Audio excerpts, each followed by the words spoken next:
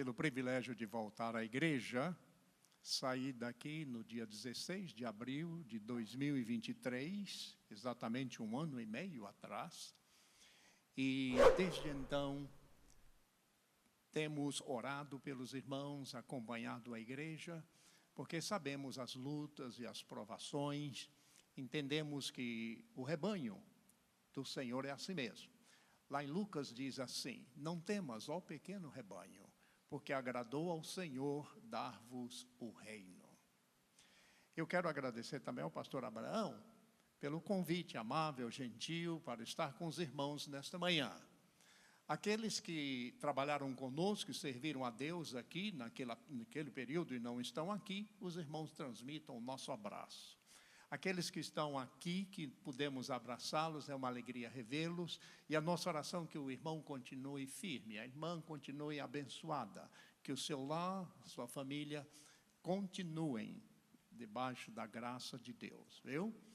E também eu gostaria de dizer aos irmãos que quando sair daqui, os colegas pastores disseram assim: bom, já que você não tem igreja, nós queremos que você nos ajude. E eu já sabia. E então eles me elegeram como diretor executivo da Ordem dos Pastores Batistas Brasileiros aqui na América do Norte. E agora, em julho, me elegeram presidente da Associação das Igrejas Batistas Brasileiras em todos os Estados Unidos.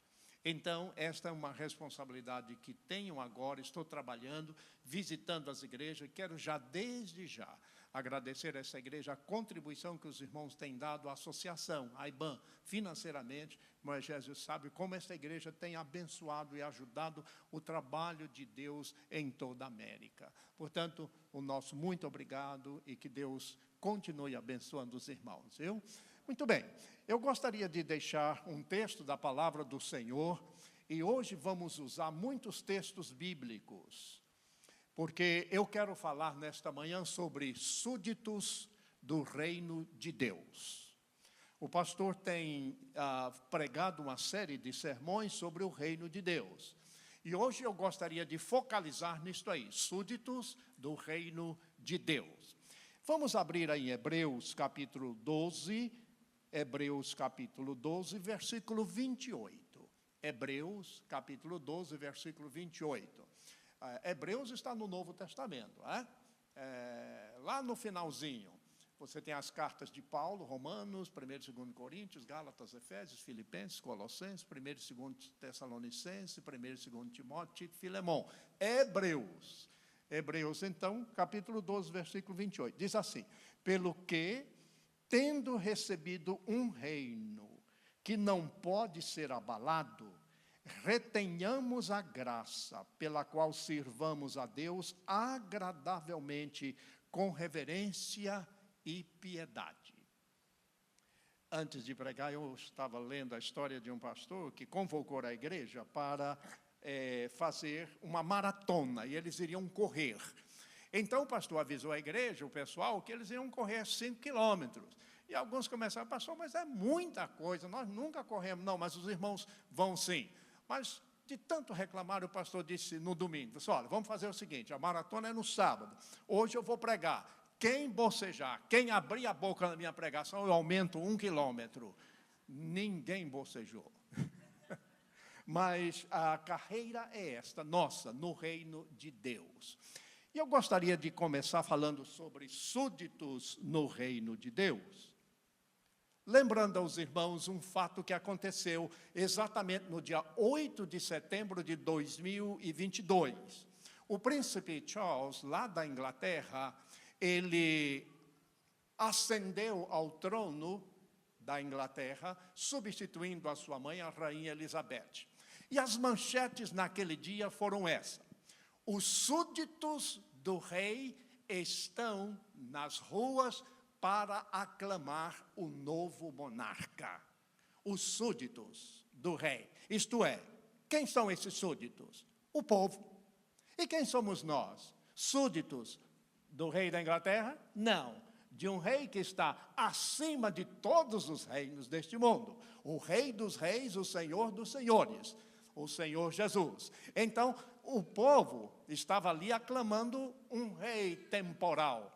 nós, o povo de Deus, vamos aclamar o Rei Jesus, não é mesmo? Então, nós somos súditos do reino de Deus. Eu, a irmã, o Jerry, o irmão, o outro irmão, ali aquela irmã, todos nós somos súditos do reino de Deus.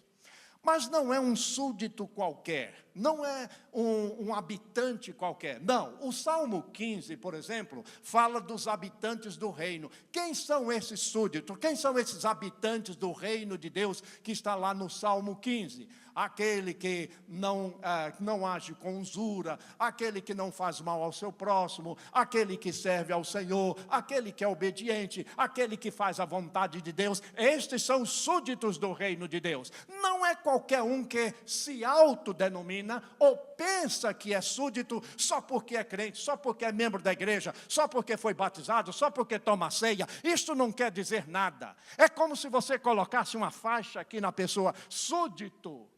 Mas não é esta aparência que Deus vê, não é mesmo? O que é que a Bíblia diz? O homem olha para a aparência, mas Deus vê o coração. Então Deus sabe o que está acontecendo em mim. Quando o Senhor Jesus estava cercado daquelas pessoas ali, andando com Ele por toda parte, era Senhor, Senhor, Senhor Jesus, Senhor, Senhor. Jesus olhou para o pessoal e disse, vós me chamais Senhor, Senhor, mas por que não fazeis o que eu vos mando? Por que vocês não me obedecem? Por que vocês não mudam de vida? Por que vocês não têm uma visão diferente? Não agem de maneira diferente? Não estão me chamando de Senhor? Então, o súdito é aquele que olha para o Senhor, o chama de Senhor, porque o obedece, faz a sua vontade, anda nos seus caminhos, busca crescer espiritualmente, tudo isso. Senão ele é um súdito fajuta, né?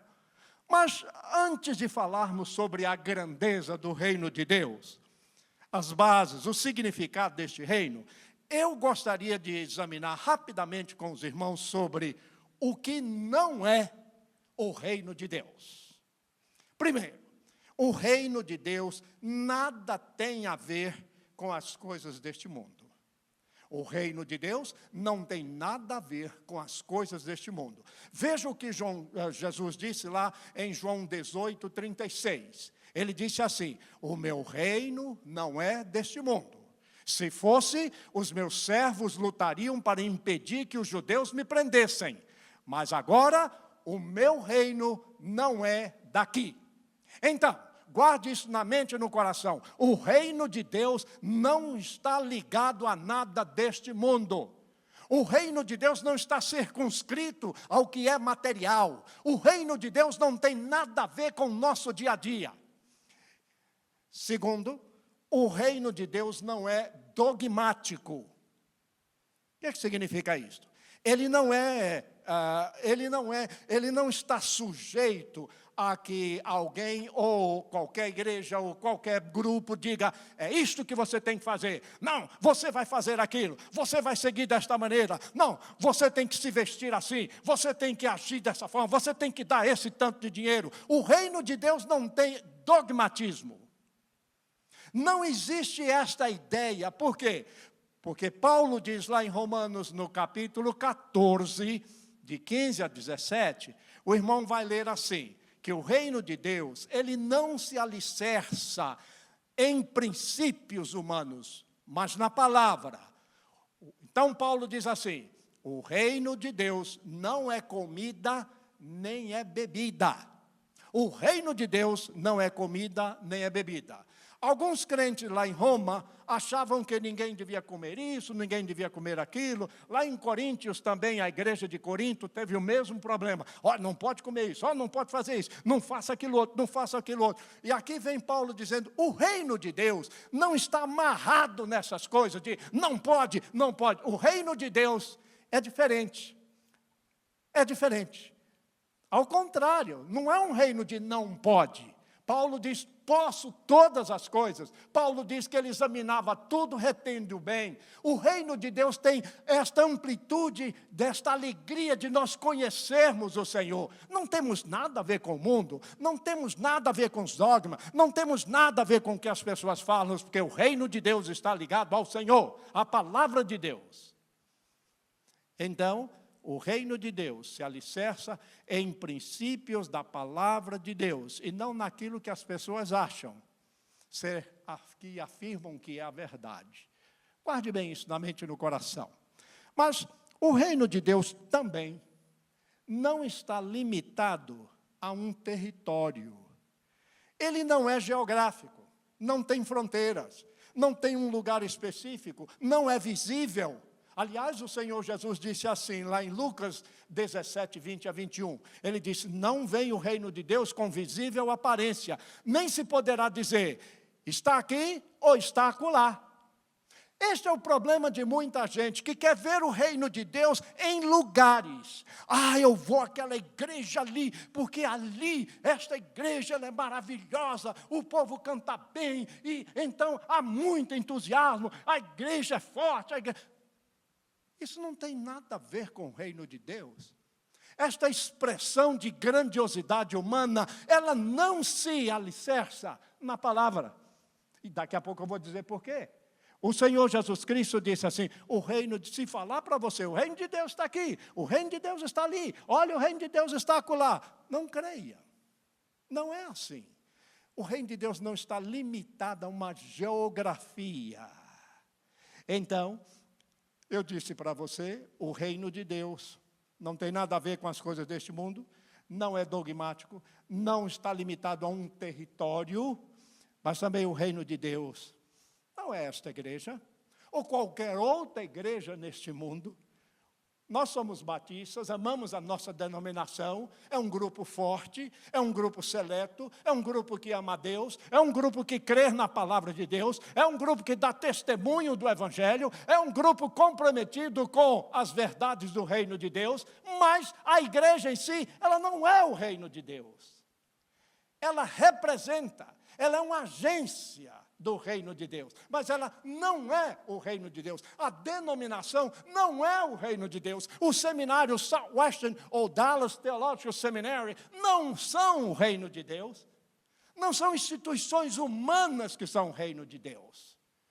Há uma ideia fora, por causa do pessoal que cresceu numa igreja que se tornou popular, que aquilo ali é o reino de Deus. Sim, você tem toda uma casta de pessoas diferentes, aí você tem o outro, mais outro, até chegar lá no topo, mas não é o reino de Deus. O reino de Deus não é a minha família, não é o meu trabalho, não é a minha vocação, e nem qualquer outra coisa semelhante. Então, deixe-me lhe dizer, o que não é o reino de Deus? O reino de Deus não tem nada a ver com as coisas deste mundo. O reino de Deus não é dogmático, não é faça isso, eu vou estar naquele lugar que diz para fazer isso e tal, eu vou obedecer porque eles devem saber, então é o reino de Deus. Não tem nada a ver. O reino de Deus não está limitado a um território. O reino de Deus não é esta igreja ou qualquer outra igreja ou qualquer instituição. O reino de Deus não é a minha família, não é o meu trabalho, não é a minha vocação e nem qualquer outra coisa que eu possa imaginar. Então, o que é o reino de Deus? Se nada disso é o reino de Deus, o que é então o reino de Deus? Primeiro, o reino de Deus é um reino espiritual, santo e eterno. O reino de Deus é algo espiritual, santo e eterno. Por isso que na oração do Pai Nosso, lá no capítulo 6 de Mateus, Jesus ensina dizendo, venha o teu reino. Não tem nada daqui.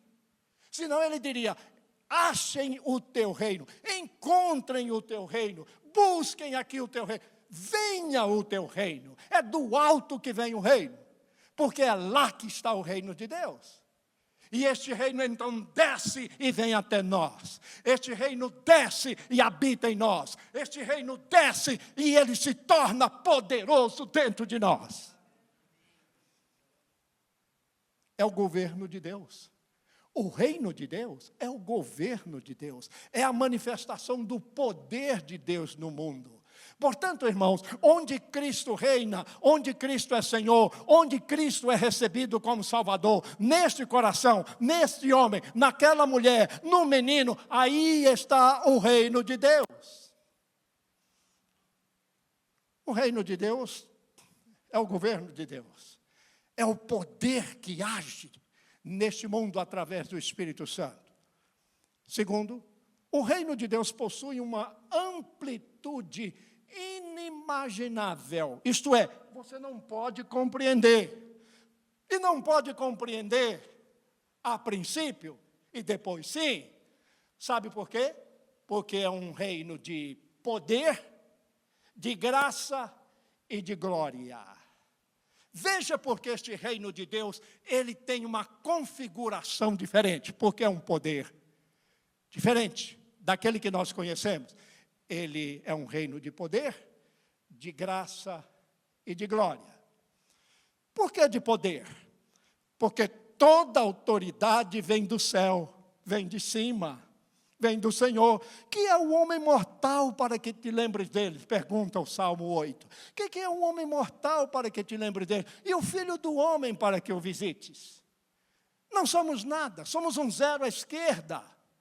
O que representamos diante de Deus? Absolutamente nada. Agora, quando você vê todo este universo, e você vê esta terra, e você vê todas as coisas trabalhando numa perfeita harmonia, de onde vem tudo isso, senão deste poder criador,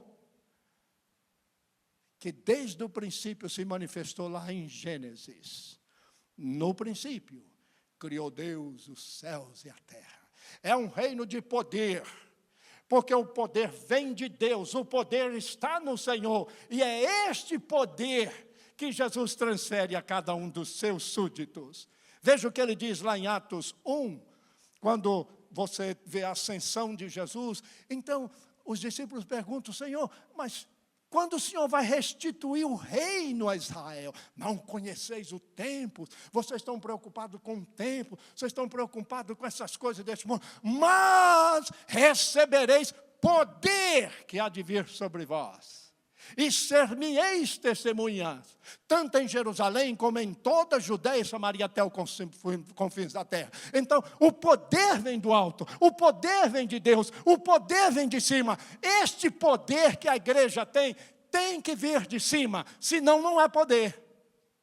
Pode ser entusiasmo, pode ser alegria, pode ser apenas alguma coisa assim: pessoal, vamos junto, tal, a gente gosta, tal. O poder de Deus é outro. O poder de Deus enche a nossa vida.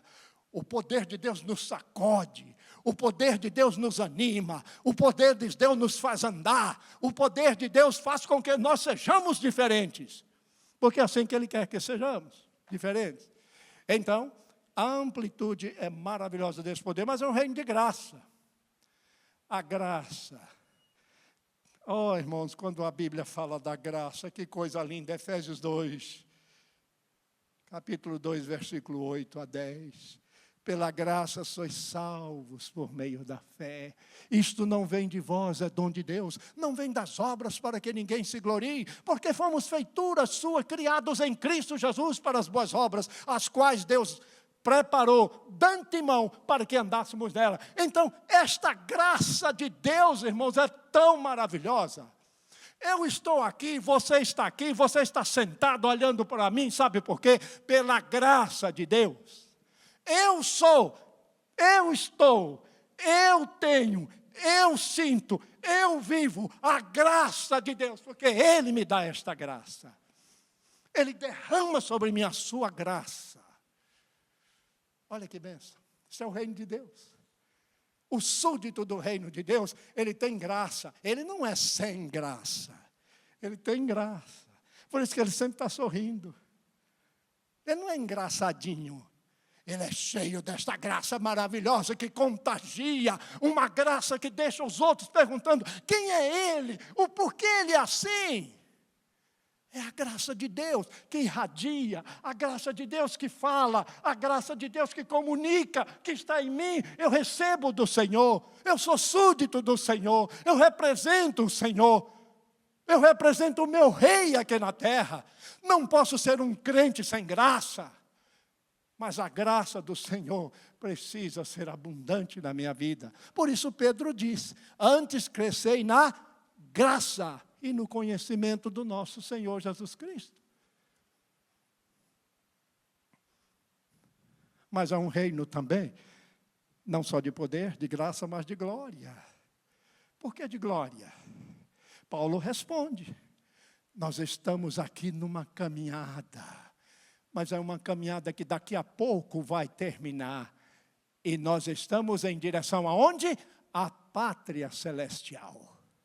Ali sim, nós vamos ver a glória de Deus.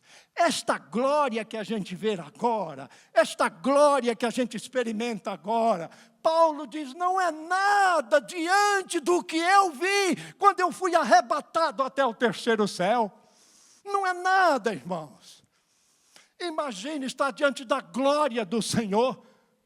Moisés pediu a Deus, Senhor, eu quero te ver, eu quero ver a tua glória. O Senhor disse, eu vou passar pelas costas. E você vai ver a minha glória pelas costas, porque você não pode ver a minha glória, a minha face de glória. Homem algum pode me ver e continuar vivo. Tal é a maravilhosa graça do Senhor, a glória do Senhor. Nós vamos deliciar-nos com esta glória. Nós vamos entrar, há um hino que diz assim, só isto será céu para mim. Só isto será céu para mim. Está na glória, envolvido com a glória de Deus. É isso que a palavra do Senhor nos diz. Então, o reino de Deus é um reino espiritual, é um reino santo e eterno. O reino de Deus tem essa amplitude inimaginável, é um reino de poder, de graça e de glória. Mas o reino de Deus, irmãos, é incrível. Ele conta com um exército angelical. Todo reino tem um exército neste mundo. Mas o reino de Deus, o exército é angelical. Vocês se lembram lá do que aconteceu em 2 Reis, no capítulo 6, versículo 17? Eliseu estava em casa. Os exércitos assírios vieram e cercaram a cidade de Samaria. Aí o moço que servia Eliseu veio a Geazi e disse, oh meu Senhor, estamos perdidos, estamos cercados, não temos mais para onde ir, vamos ser derrotados. Não é o que você ouve às vezes? Estamos perdidos, estou perdido, estou derrotado, não tenho saída, pastor. Não vou mais à igreja, não vou ler a Bíblia, não vou orar, não vou contribuir. Estou perdido, estou cercado, não sei o que fazer. O profeta orou. Senhor, abre os olhos deste moço, para que ele veja que os que estão conosco são muito mais do que estão com eles. E Deus abriu o olho do moço. E ele viu.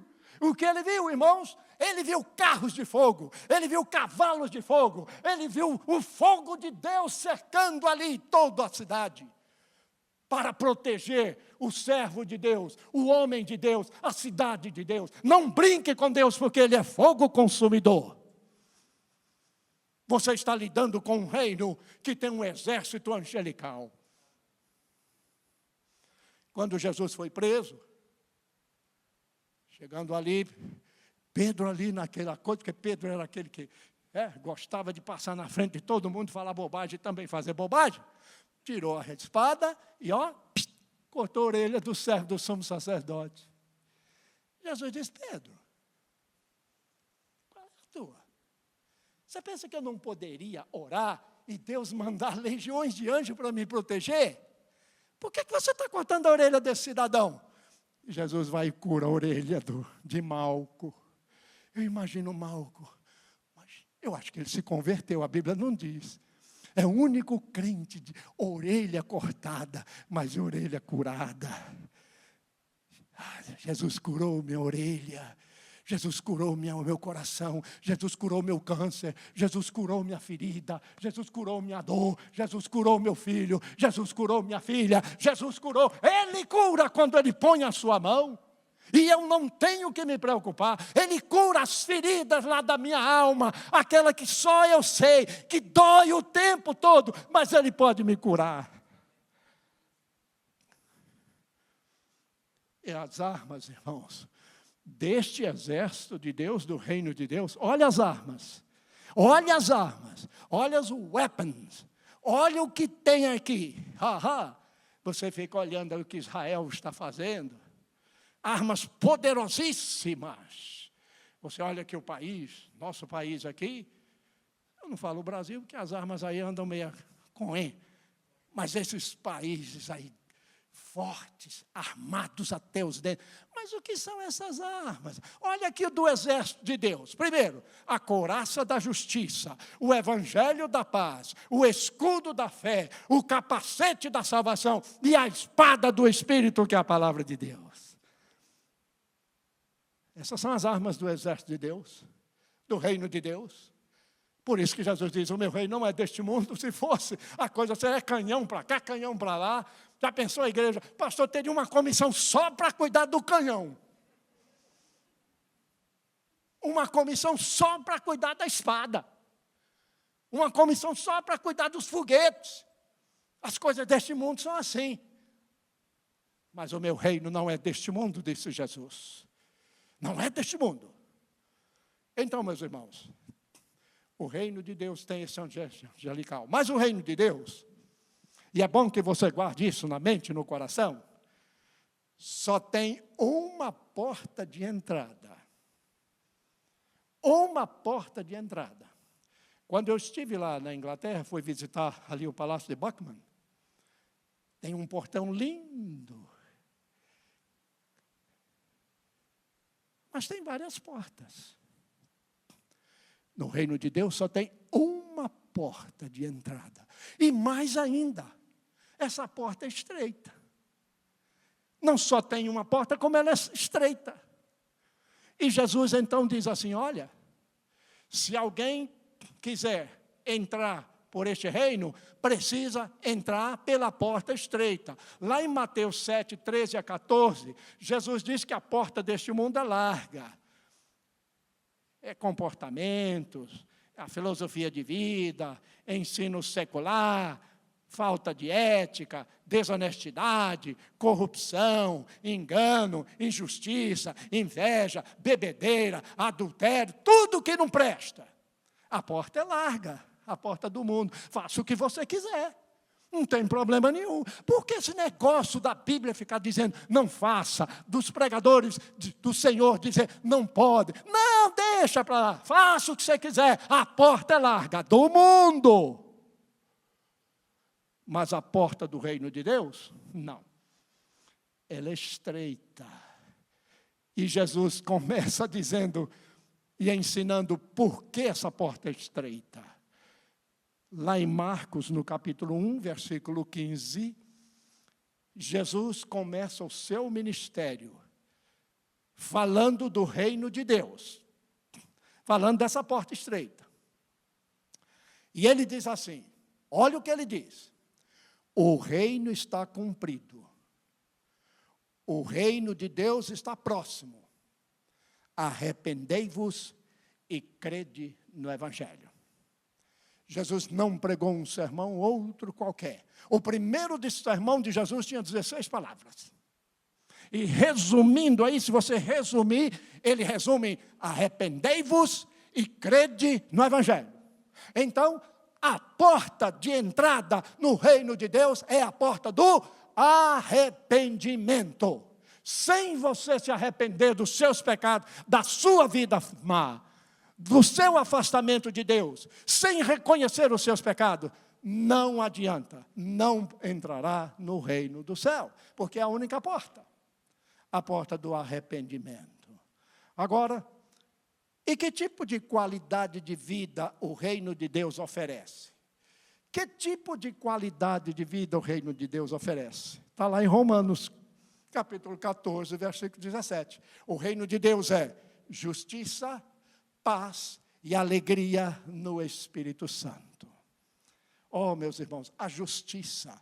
Não estou falando dessa justiça de juízes, de promotor, de advogado, mas a justiça de Deus, isto é, o que Deus fez por você sem você merecer.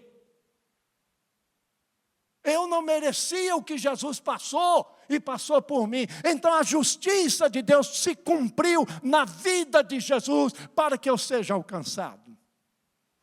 Então o reino de Deus é este reino de justiça, de proclamar a todos que nós fomos justificados pela fé, por meio de nosso Senhor Jesus Cristo.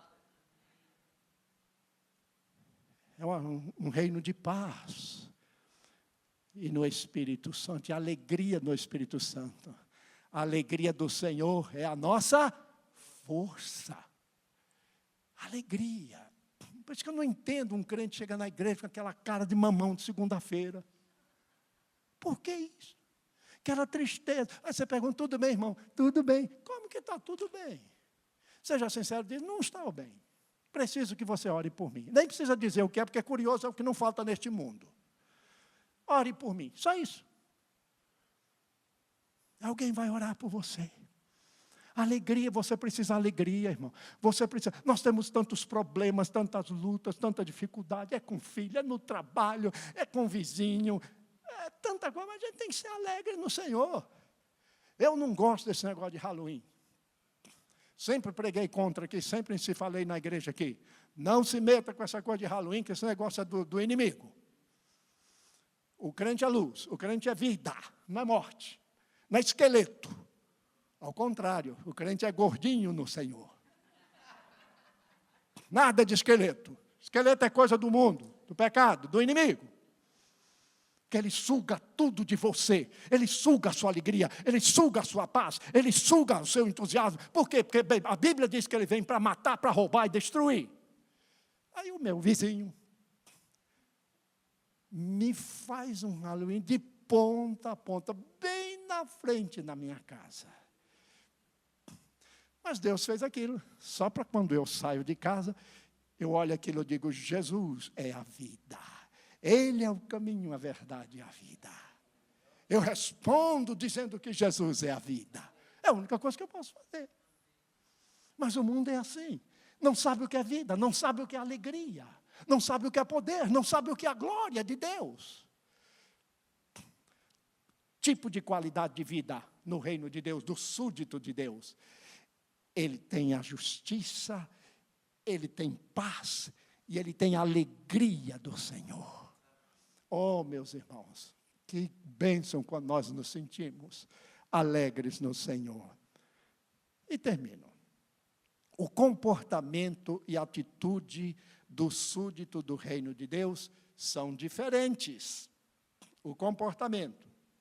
Por que é diferente? Primeiro, porque o súdito do reino de Deus, ele demonstra que ele é nascido de novo. Lá em João capítulo 3:3, que é que Jesus disse? Se alguém não nascer de novo, não pode ver o reino de Deus. Então, essa história de maquiar, de querer maquiar para você mesmo, achar que pertence ao reino de Deus, sem ter nascido de novo, você está numa furada. Não funciona. Tem que nascer da água e do Espírito. Da água é a palavra, o Espírito é do alto, é o Senhor trabalhando na sua vida. Este é o nascer de novo que a Bíblia diz. Mas também, este súdito do reino de Deus, além de demonstrar que ele é nascido de novo, ele não pode andar aí pelo mundo demonstrando uma vida, eu ajudo os outros, eu faço bem, eu não falo mal de ninguém, eu faço isso. Você não está fazendo mais do que precisa. Que negócio é esse achar que está marcando ponto diante de Deus porque você não fala mal dos outros? Oxe, que conversa é essa? Não falar mal de alguém é bênção na vida do crente. Eu não tenho que... Senhor, anote aí no livrinho. Eu passei perto do pastor Abraão e disse bom dia para ele. Aí Deus disse, Floriofilda deu bom dia para o pastor Abraão.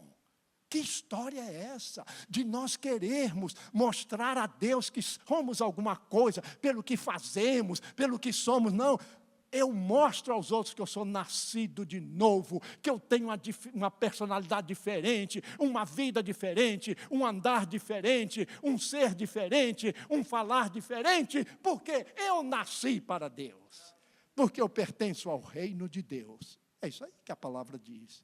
Então,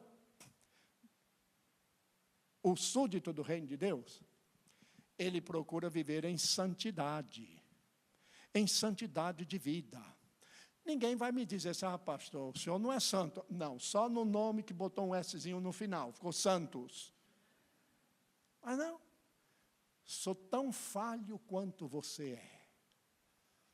Mas eu tenho que procurar viver em santidade diante do Senhor. É uma busca constante esta vida de santidade. Lá em 1 Pedro, no capítulo 1, 14, 1 Pedro, né? Capítulo 1, 14 a 16, olha o que é que Pedro diz. 1 Pedro, capítulo 1, 14 a 16. Como filhos obedientes, não vos conformando com as concupiscências que antes havia em vossa ignorância, mas como é santo aquele que vos chamou, sede vós também santo em toda a vossa maneira de viver. Como é que eu posso ser santo com esta cara? Não sou eu, é Deus quem me faz santo. É o Espírito Santo que me santifica. Não foi a oração de Jesus? Lá no capítulo 17 de João, santifica-os na verdade. A tua palavra é a verdade.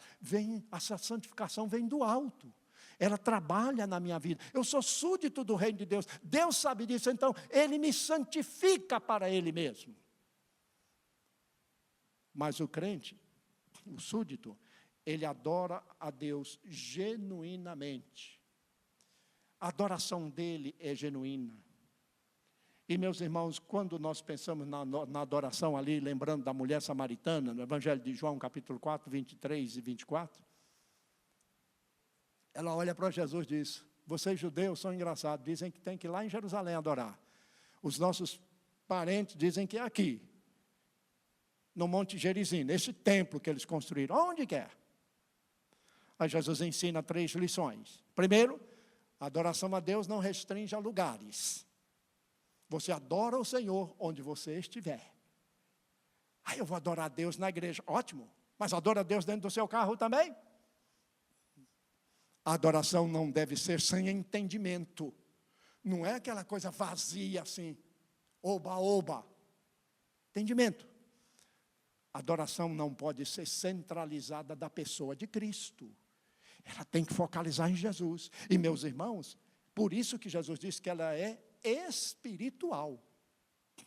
A adoração fake é aquela que objetiva agradar o gosto das pessoas, mas em nada glorifica a Deus. É aquela boca que fala, mas o coração fica mudo. É aquela adoração que busca o que funciona e não o que é certo. A adoração fake é aquela onde eu digo a Deus o que é que Ele tem que fazer, a doença que Ele tem que curar, os problemas que Ele tem que resolver. Eu nem pergunto a Ele se Ele quer fazer, não. Eu já vou cantando dizendo, o Senhor vai fazer isso, o Senhor faz isso, o Senhor... Eu fico dando ordens a Deus. Que conversa é essa? Que adoração é essa? A música não é para entreter os adoradores. Sabe por quê? Porque ela vem do céu e ela volta para o céu. Vem de Deus por causa da sua origem e volta para Deus por causa do seu propósito. Irmãos, o súdito do reino de Deus adora a Deus de maneira diferente. E que a sua adoração seja espontânea, seja uma adoração de coração sincera diante do Senhor. Não aquela coisa vazia. Nós tivemos domingo passado numa igreja, eu e a minha esposa, e os cantos eram assim, pastor Abraão. Deus, escuta, faça isso por mim. Deus, me ajude nisso aí. Deus, era tudo assim. Pedindo tudo de Deus, mas não adorando ao Senhor. Eu não adoro. Há um hino que nós cantamos aqui. Eu não adoro pelo que Ele faz. Eu adoro pelo que Ele é. Pelo que é. Eu adoro a Deus pelo que Ele é. Não porque Ele faz. Então seria um toma lá e me dê cá. Aí eu vou à igreja, porque se eu não for à igreja, eu vou ligar a televisão, ela arrebenta. Mas o que é isso? Isso é medo. tem nada a ver. Eu vou à igreja adorar o Senhor. Por isso que Davi dizia lá no Salmo 122, alegrei-me quando me disseram, vamos à casa do Senhor. A alegria do coração. E finalmente, irmãos, o súdito do reino de Deus coloca sua vida, seus talentos e a sua disposição para servir com alegria. Como diz o Salmo 100, servir ao Senhor com alegria. Muita gente diz assim, pastor, não tenho tempo de servir no reino de Deus. Ué, irmão, o tempo é seu? Quem te deu o tempo? Quem disse que você tem uma carteirinha aí que diz que você é dono do tempo? Alô? O tempo é nosso, não. Quer que eu prove? Tiago diz assim, a vossa vida é como um vapor que aparece e logo, desvanece. Então o tempo não é nosso. Eu estou lendo, acabei de ler, o livro de Eclesiastes. Que livro maravilhoso. E lá no capítulo 3 ele diz assim, há tempo para tudo. Tempo para nascer, tempo para morrer, tempo para colher, tempo para... Deus começa a dizer para você que há tempo todo. Mas ele termina dizendo, o tempo é meu. O tempo é do Senhor. Então coloque este tempo à disposição de Deus. Faça tudo, irmãos, conforme a sua força. Eclesiastes 9, 10 e 12 diz, conforme as minhas forças. E lá em Gálatas 6, versículo 10, Paulo diz, se você tem tempo para fazer o bem, faça o bem a todos. Este é o súdito do reino de Deus. Vamos orar. Senhor, eu oro pelos irmãos aqui presentes, por aqueles que não estão presentes, por aqueles, Senhor, que estão enfrentando dificuldades, provações, um grupo que não está confiando em Ti, mas aqueles que estão confiando, eu oro por eles, porque eu sei que o Senhor haverá de responder. Mas os teus servos que estão aqui na tua casa de oração, que vieram, Senhor, te adorar, os súditos de Deus, que estão aqui prestando ao Senhor um culto em espírito e em verdade, eu oro por eles. Eu suplico sobre todos as tuas bênçãos, a tua graça. Irmão, talvez você não seja e não esteja sendo um súdito de Deus, e você gostaria de dizer agora, Senhor, eu quero ser um súdito que glorifique o teu nome. Use a minha vida para a glória do teu nome. Levante a sua mão, deixe-me orar pelo... Amém, amém, graças a Deus. Mais alguém? Amém, meu irmão, amém. Senhor, eu quero ser um súdito fiel a Ti, fazer a Tua vontade. Amém, meu irmão. Um súdito que glorifique a Jesus, deste reino glorioso. Amém, aleluia, amém. Oh, meus irmãos, Deus quer tanto usar a sua vida. Deus tem tanto interesse em vê-lo como um súdito e você ser bênção. Em você receber a bênção do Senhor para abençoar outros. Você receber a graça do Senhor para distribuir graça. Você receber a salvação de Jesus para dizer a todos, eu nasci de novo em Cristo.